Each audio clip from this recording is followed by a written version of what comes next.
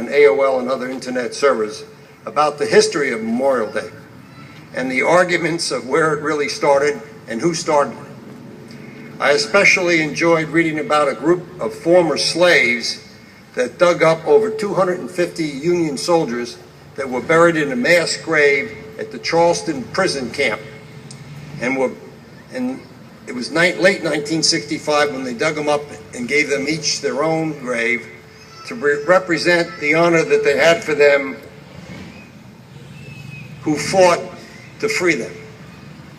I recommend you take time today to browse these stories.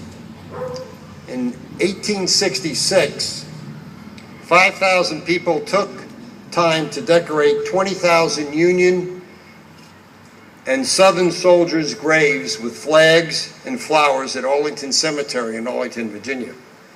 They called it Decoration Day. Many states did the same thing at different days. The U.S. government finally recognized the New York town of Waterloo as the originator of this holiday, still called Decoration Day, when on May 5th, 1866, the town was shut down for this celebration.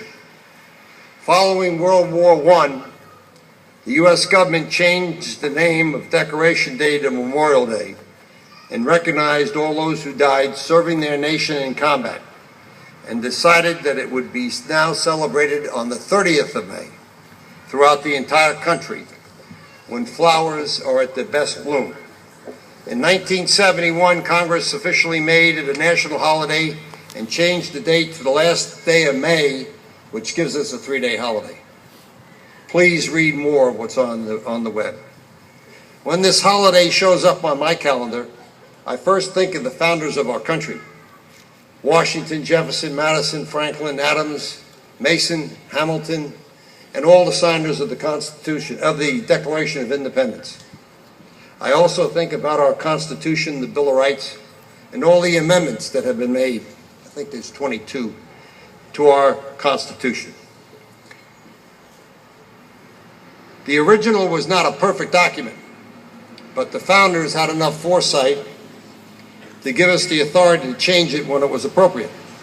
No country in history has been able to live under such a structure for such a long time. A democratic republic is what we really are. It does bother me greatly when people try to go around the rules established by the Constitution and change the way the country works. Change in itself might be the right thing to do, but we have rules that should be followed. The Constitution begins with the words, "We the people." Amen. Then I think about all the great folks that were willing to sign up to defend that very Constitution against all enemies, foreign and domestic, that gave their all in the defense of America. I served with many of these fine servicemen and women and helped bury too many to forget what sacrifices they made so you and I can enjoy the benefits we do. We honor those who died in service today when we were at war. And this day reminds me of why these folks gave their all for us. Remember the movie Braveheart? In the final scene, just before they killed Wallace, who was played by Mel Gibson, he yelled, "Freedom." What a glorious word. Its meaning more complete in the USA than anywhere I have ever been or expect to be. Freedom, that's what we honor today through the sacrifices of all those who have given their lives so that we can live in the land of the free and the home of the brave.